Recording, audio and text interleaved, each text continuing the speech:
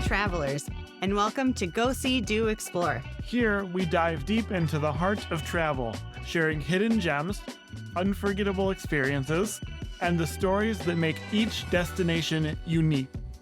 Whether you're a seasoned traveler or dreaming of your next getaway, you're in the right place to get inspired. I'm Christopher. And I'm Ashleigh. And together, we'll set the course for your next great adventure and discover the stories that make each place unforgettable. It's time to go, see, and do more. Let's explore. For today's episode, we are talking about apps that we use for travel.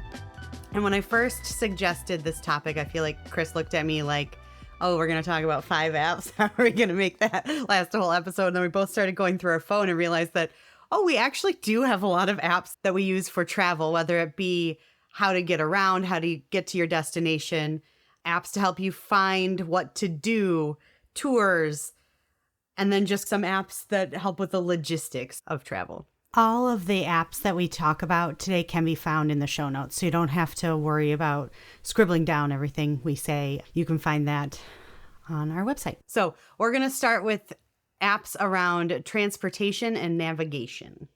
The first one I wanted to talk about were some apps to help you figure out what to do when you're driving on a road trip, per se.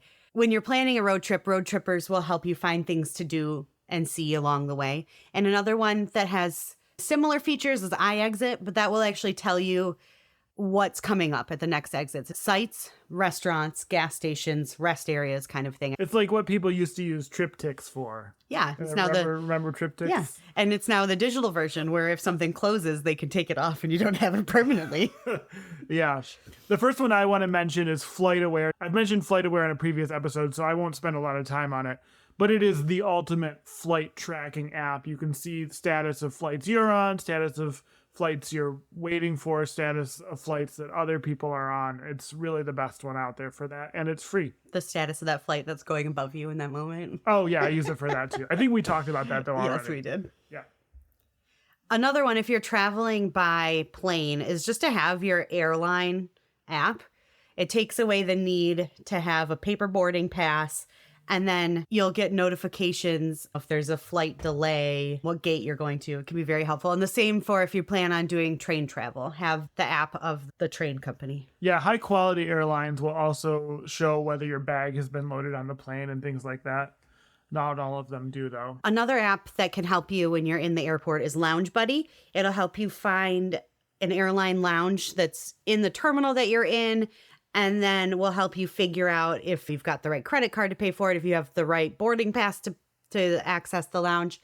And then also, if you don't, it will help you pay for it, essentially. It could be very helpful if you're looking for a little more luxurious experience in your air travel. Yeah, we've never really done an airport lounge, but it's on the list to do soon, I think. Another good app to have, or an app to look for, is when you're in a city, look for its local public transit app. This is a little bit different in every city, but usually there's something that will help you with routes, and a lot of times there will also be a way to pay.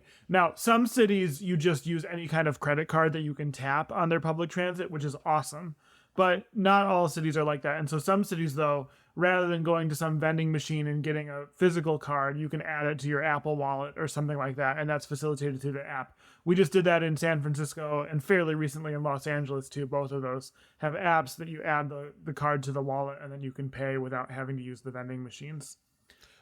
There's another app that I just discovered for a similar purpose. It's called City Mapper. We haven't used it yet, but I was just playing with it, and it looks like it could be really useful. It knows where you are, and then you can type in where you want to go, and it will give you all the options from public transit, e-bikes that you can rent, scooters that you can rent, and then taxi, Lyft, and Uber are on there as well. So if you're in a city, that can be really helpful if you're traveling to a city. When I just used it, it told me, oh no, there's nothing near you. Yeah. Downside of living in the middle of nowhere. And also Google Maps and Apple Maps and similar also a lot of times will plug into cities' public transit. But there's still a good reason to get the public transit app a lot of times, which is the payment. Another one that I use a lot starting last summer is I will use a map app paired with a smartwatch. And so I tend to use for this Apple Maps. It's the only time I use Apple Maps, but it tends to work better for me than Google Maps in this case. And I have an Apple Watch. And so when you need to walk somewhere in a city, you can send the directions to your watch, and then you can keep your phone in your pocket. And it's a little bit more discreet walking around using directions. You don't walk around with the phone like in front of you like an obvious tourist. It's a little bit, you can look down and check your watch and it'll vibrate. It's not perfect. Sometimes I find that the GPS gets a little confused and then we have to backtrack, which is frustrating sometimes, but it has really helped a lot overall, I would say. And if you're doing a driving trip, Gas Buddy is a very helpful app. It'll help you find the best price for gas around. And then you actually take it a step further and they have a credit card. Yeah, it's a service that you can get, and basically they send you like a debit card. It's not, you don't get an account with them. It's just linked to whatever method of payment you link it to. But then you use that card and you get cents off. I think what they're doing there is they're using that card to get the data so that they have the most current data on gas stations. And so there's some consumer advisory, be aware sort of thing. Make sure that you're okay with what's happening there.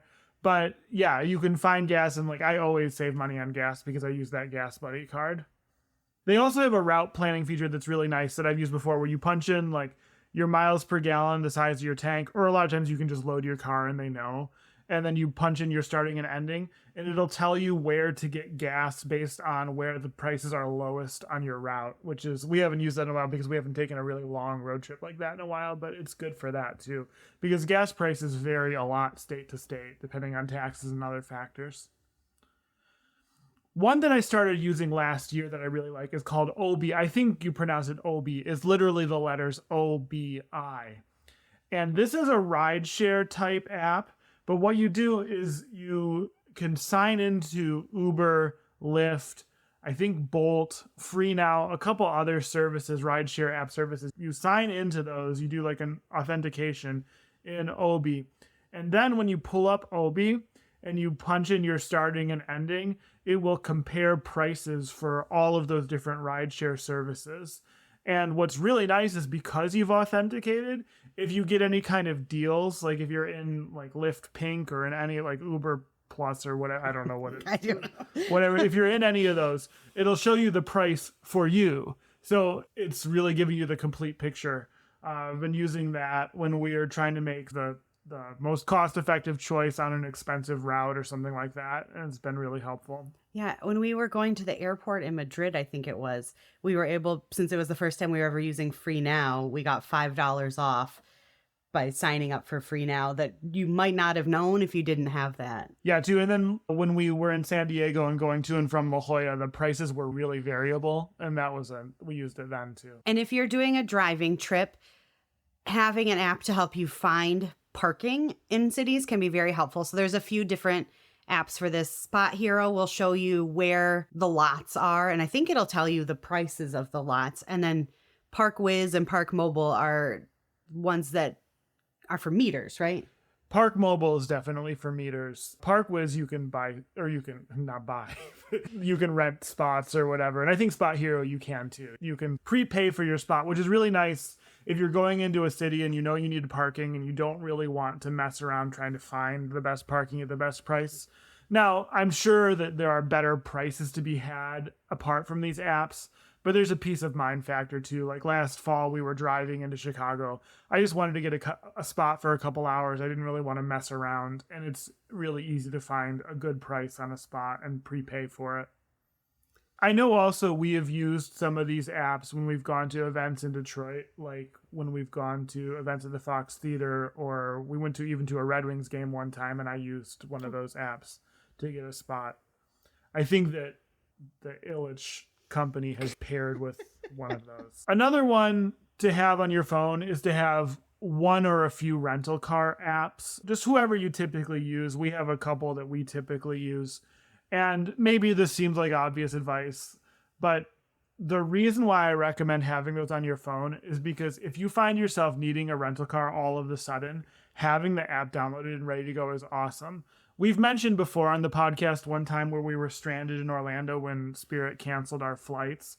And literally the people in front of us were complaining that they like had to go to the rental car desk and they said that there were no cars available. And in the time that I heard her complaining about this, I pulled up the budget app and got us a car. And like without talking to anyone. And because we're in their fast break program, you actually don't even have to go to the desk in that case. And National has a similar program. I think others do too. So whoever you use is fine. But having that app on your phone and being able to make that reservation in real time while other people are trying to figure out what they're going to do, that's one of those kind of travel hacks that's really nice. I think that's it in our transportation navigation section of our recommended apps. So we're going to go into our second category, which is outdoor and adventure.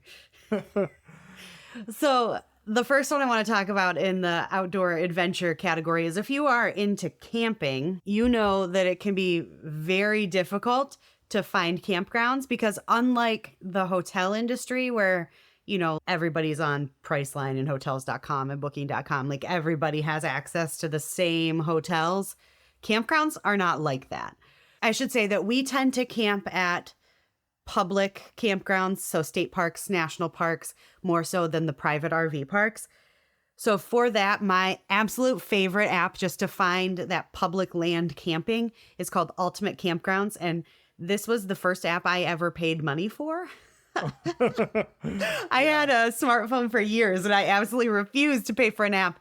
And then I heard about Ultimate Campgrounds. So I got the US and Canada bundle on Ultimate Campgrounds. And what it does is you can look at where you want to go and then you can see all the public land around there.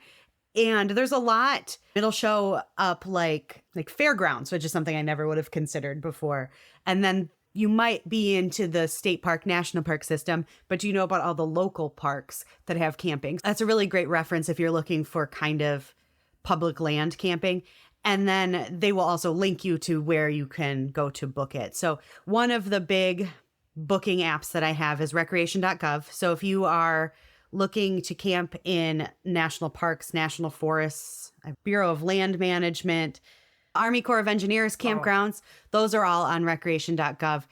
And then a lot of state parks and other, I think even some private campgrounds use Reserve America camping. I can never remember what the name of that app is because it is RA camping, recreation, reserve, where'd it go? But so that is one that'll help you find a lot of those campgrounds. Then there's Campendium, Hip Camp are in that like search engine kind of zone. So hotels.com, but for private campgrounds. And then one that I also like to help choose campgrounds, especially if Chris is going to be working from a campground, is I use RV Life, which has all the campgrounds, private, public, everything. And then people can rate them and review them. The Dirt DYRT also has this. But what I like about RV Life is that it rates the cell signal and Wi-Fi and things like that. So if he's having to do remote working from a campground, RV Life is a really good app to reference. It's only lied to us one time. It's only lied to us one time, and we were stuck at a campsite that had no cell signal, and there was no place to go get Wi-Fi. It was a little bit stressful.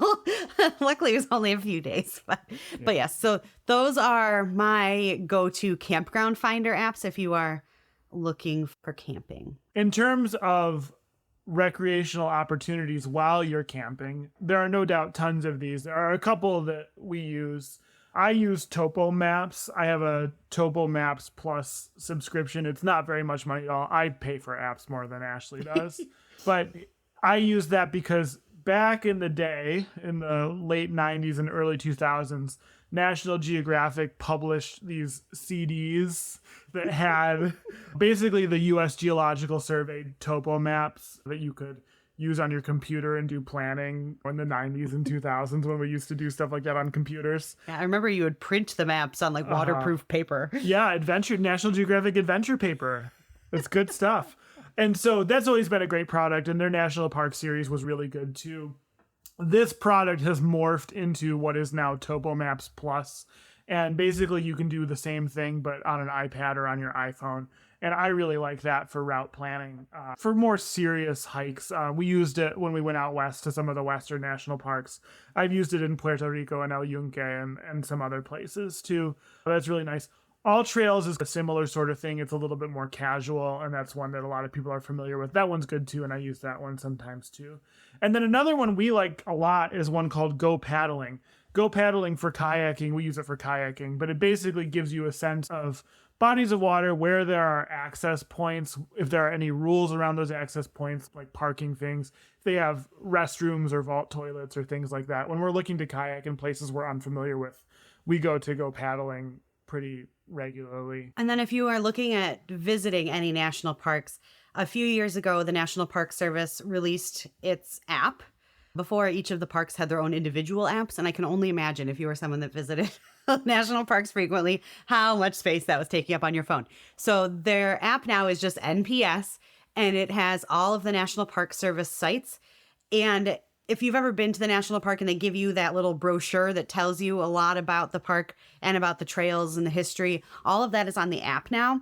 And if you've been to a national park, you're very familiar with the fact that they typically don't have much cell signal. So one thing that's really cool is if you know where you're going, you can download the park in advance. So you have all that information on your phone. You don't need extra paper that you're just going to throw away.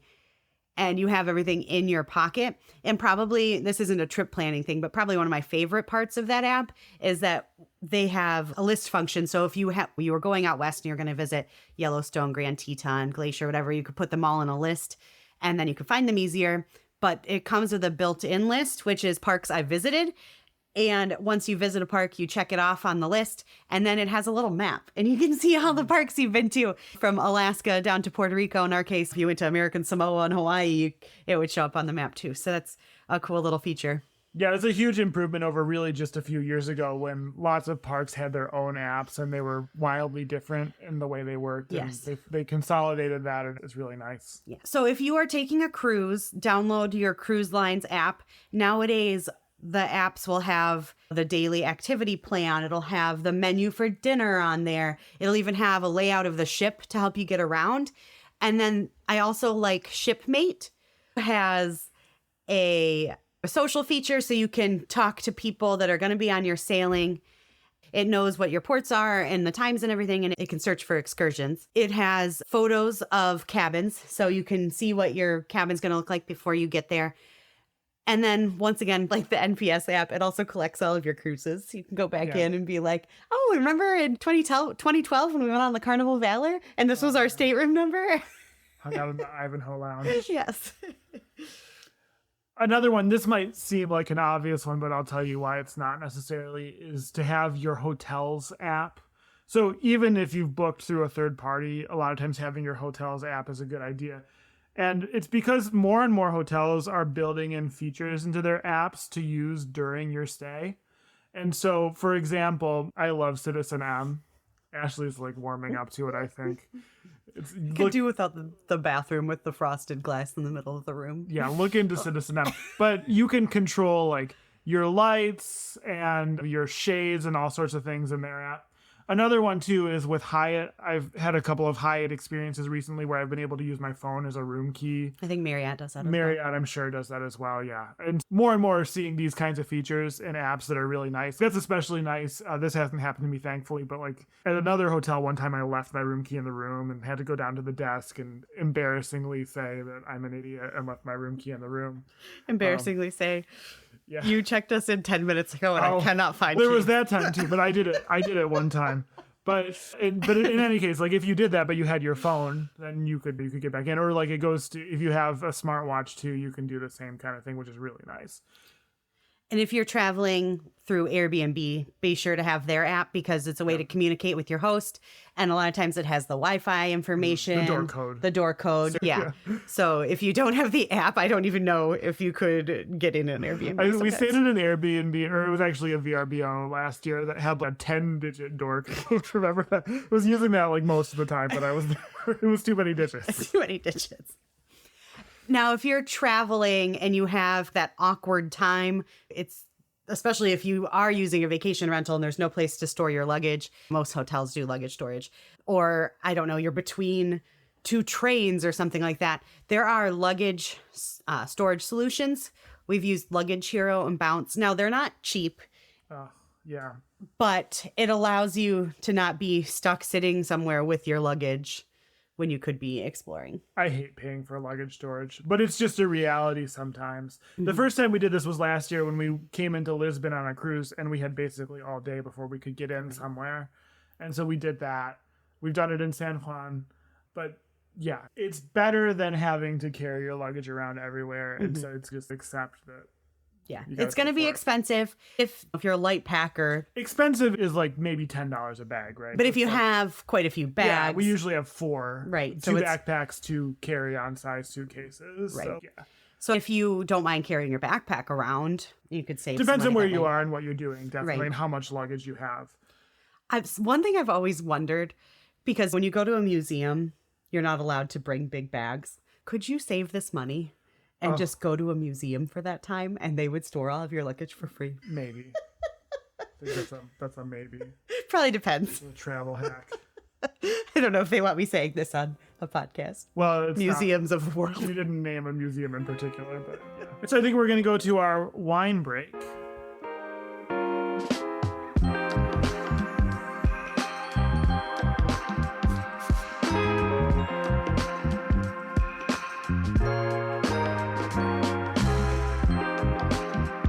Okay, we're back for our wine break. Now, we're stretching the definition of wine a little bit this week. In fact, this is not wine.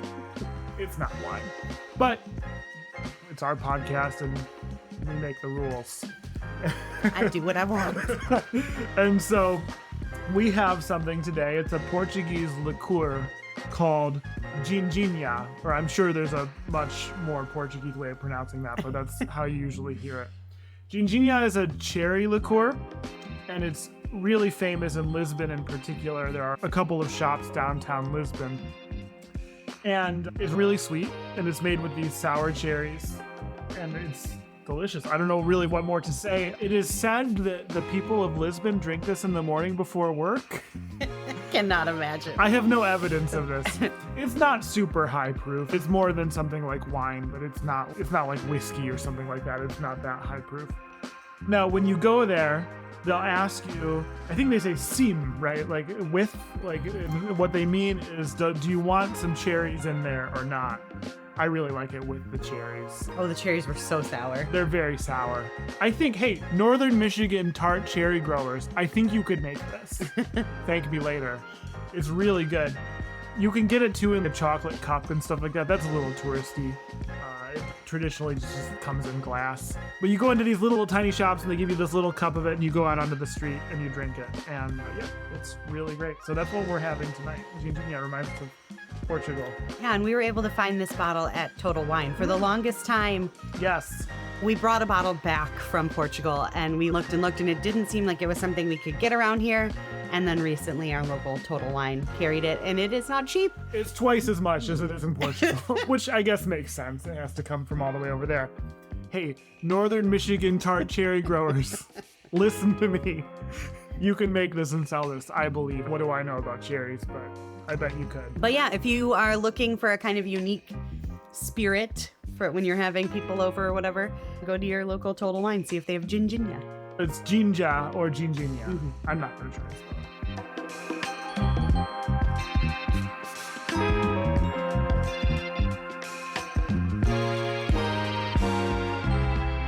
So our next category of travel apps is about tourism and kind of finding the activities when you are someplace new. And when we were in Europe last summer, we discovered freetour.com. And they have an app. It is freetour.com, I believe. And what it is it allows you to find free walking tours. Now, when I say free, it's not that you're going to do this entire tour for 5 hours for literally $0. They are expecting a tip.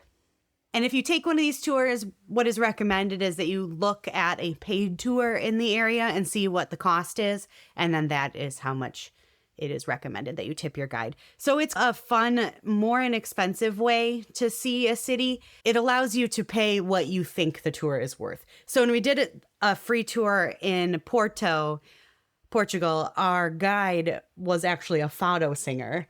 And she sang for us, and it was amazing. So obviously afterward, we gave her a pretty big tip. And if they're just over there is blah, blah, blah, over there is blah, blah, blah, and they're not really trying, you're not going to tip them as well. So it's a way to guarantee that you have a very engaging tour guide. And other apps that I have to help me find tours and activities, I love Viator. Viator is a collection of independent companies that run tours and post them on Viator, Airbnb or something like that before tours.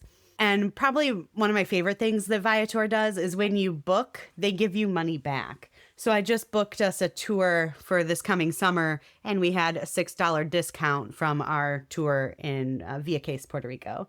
So that's just a cool incentive to keep you using Viator as opposed to another one that I have, which is Get Your Guide. One thing I was going to say about the free tours is that something just to understand is that the way your tour guide is compensated is essentially they count the people at the beginning, and then they typically have to pay X number of dollars or whatever currency per person on the tour to whoever runs that tour. And then the rest of the tips they get to keep. Free tour doesn't mean pay less than you would elsewhere. It's just a different model. But one thing that's good about them is that they're not necessarily in the pockets of people doing kickbacks and stuff like that. It's usually like a local person who's usually very knowledgeable. Yeah. Just make sure you tip them well. Mm-hmm. Yeah. It's not 100% free. Like the name implies. One that I'll mention is My City Pass, and also one called Klook. City Pass, you may be familiar with. A lot of cities have these, and it's basically a way of bundling admission to usually the most popular attractions, and typically saving some money, also getting to skip lines. So we've used those in Chicago. We've used them in Key West, probably other places too. And it usually leads to a pretty good experience because you get to get in faster and you save some money.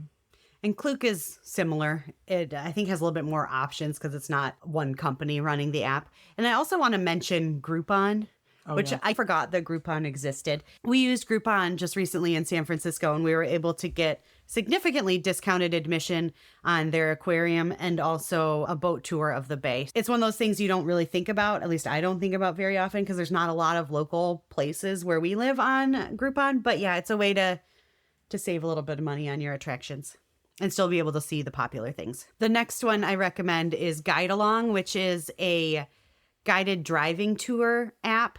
So we used this, it was under a different name back then, but when we did our Out West road trip a few years ago, we did one through the Black Hills of South Dakota. I believe we did one in Glacier and also in Yellowstone. So it was a good way to get the lay of the land, and it's not too expensive.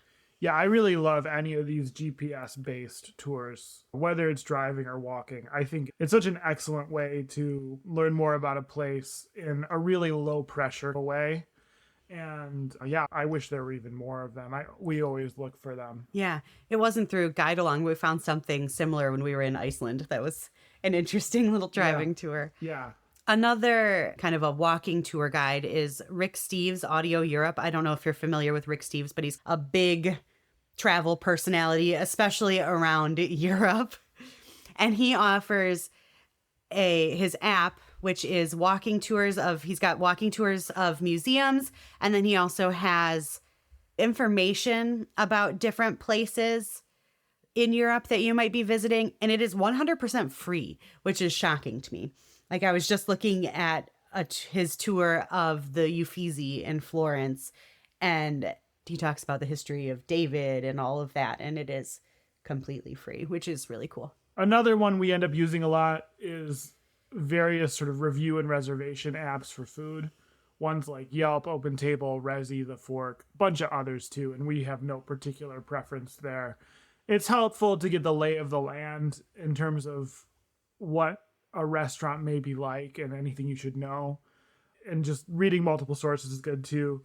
As I'm sure you all know, those reviews are often very subjective and nothing there is really to be taken as 100% literal, but it can help give you a picture. Also, the ones that help you with reservations can be really nice because depending on where you are, reservations are either nothing or a really big deal. And so having some tools to make reservations is really good. I know we sometimes forget to do that. We usually pay for that. Yeah. Yeah. I've really started making reservations for at least dinner every day that we travel after 2 different occasions where we went up to a restaurant. They're like, it'll be a 2-hour wait. I'm like, oh, I was hungry already. This is going to be unfortunate. So I try to always make sure that I have a reservation if we're in a city, but then also what I like about these apps is that if something comes up and you're not hungry or whatever, it's really easy to just cancel it. You don't have to call anybody. I don't know. I hate making phone calls. So it's time consuming for them too, to have to stop service and answer the phone and all that. Just do watch out, because occasionally restaurants do have a policy where they'll charge you if you cancel, but just be aware of those policies. That's, I'd say, the minority of them. And the app will usually tell you if you're booking something. Like I made a reservation on Resi and I had to give my credit card information. So obviously if you're going to cancel less than 24 hours, they're going to charge you $20 a person or whatever. Yep. Another app I just discovered is called Globe Tips. And what it is, when you're dining anywhere, you scan your receipt and the app will tell you how much to tip based on where you are. So I'm sure you have heard that the tipping culture in the United States is out of control. Out of control is a matter of opinion, but it's different than other places in the world. So this will allow you to make sure that if tipping is not allowed, it will tell you. If tipping a couple dollars equivalent is what's expected, or if you should be tipping, like in the United States, 15-20%. So it's just kind of a way to take the guesswork out of that. I thought it was cool. Yeah. This is more of a niche one, but we wanted to mention it because we use it a lot. Is marine traffic. What is marine traffic? Marine traffic is an app where you can basically look and see what ships are around you.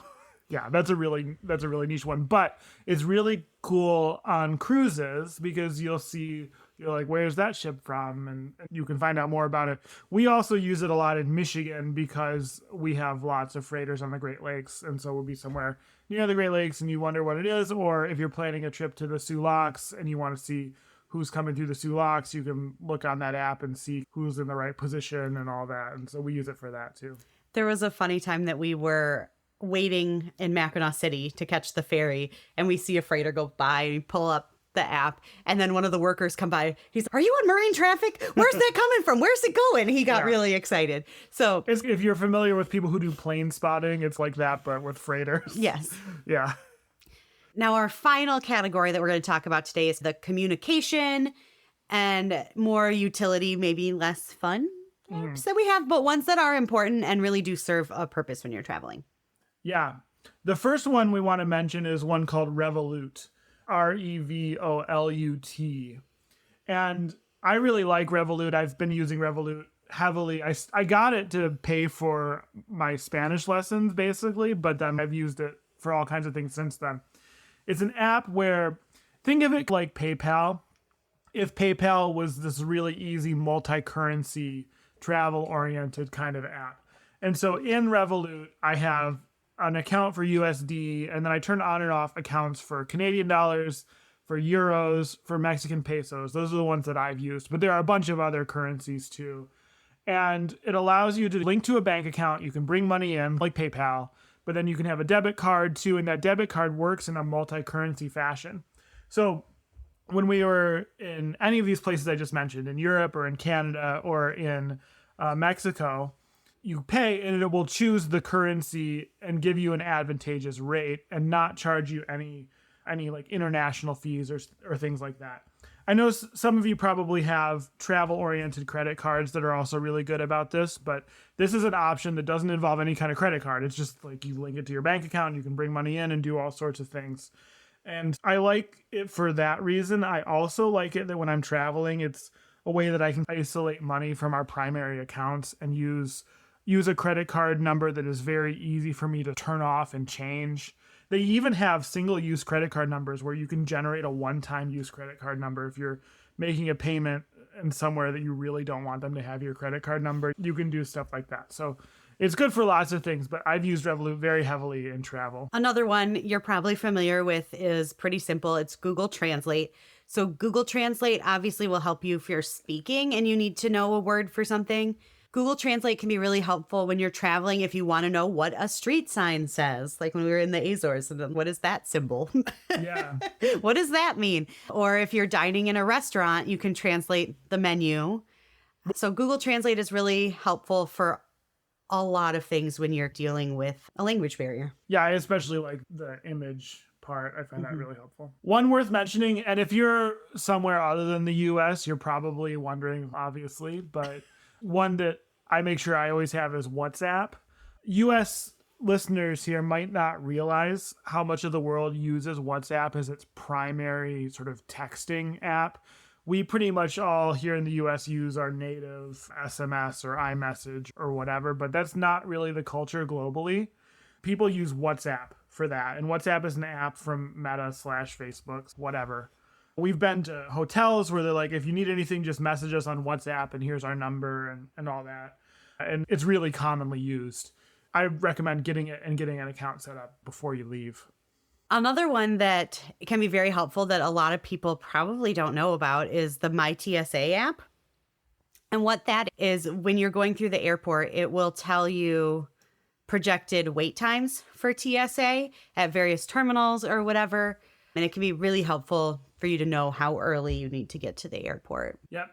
And in a similar vein, different app, but similar idea, is the mobile passport app. Again, this is for US citizens or people with US passports, but you can get the mobile passport app. And what this allows you to do at certain airports, not everywhere, is basically when you land your airplane, you go into this app and you answer the required questions like, do you have over $10,000 in monetary instruments? And have you been on a farm? And whatever those questions they ask you. Do you have any fish? Yes.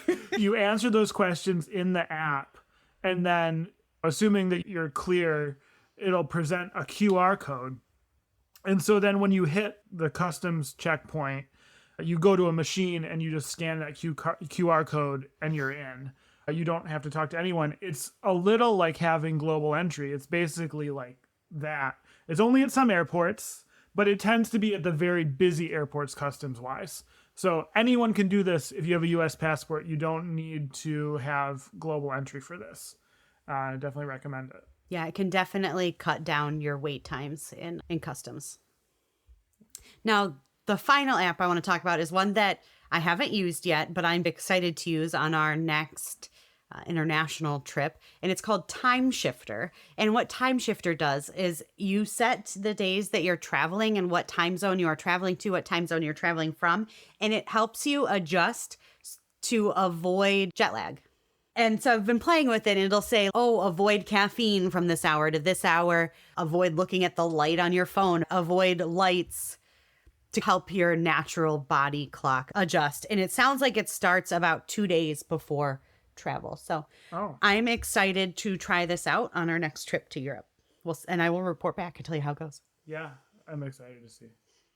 Yeah, so that is our very long list of apps that we recommend for travel. And just a reminder that all the apps we talked about can be found at the show notes at podcast.goseedoexplore.com. Yeah, thanks for listening, and we'll talk to you again soon.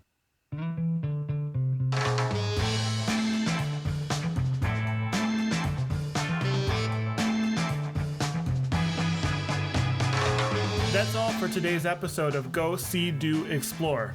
Thank you for joining us and sharing in the wonder of travel. Keep the spirit of today's adventure alive by checking out our blog at goseedoexplore.com for even more travel inspiration. Don't forget to rate and review us wherever you listen to your podcasts. It really helps fellow travelers find us and join our community. Until next time, keep exploring, keep dreaming, and keep traveling by any means necessary. I'm Christopher. And I'm Ashleigh, bidding you farewell and happy exploring.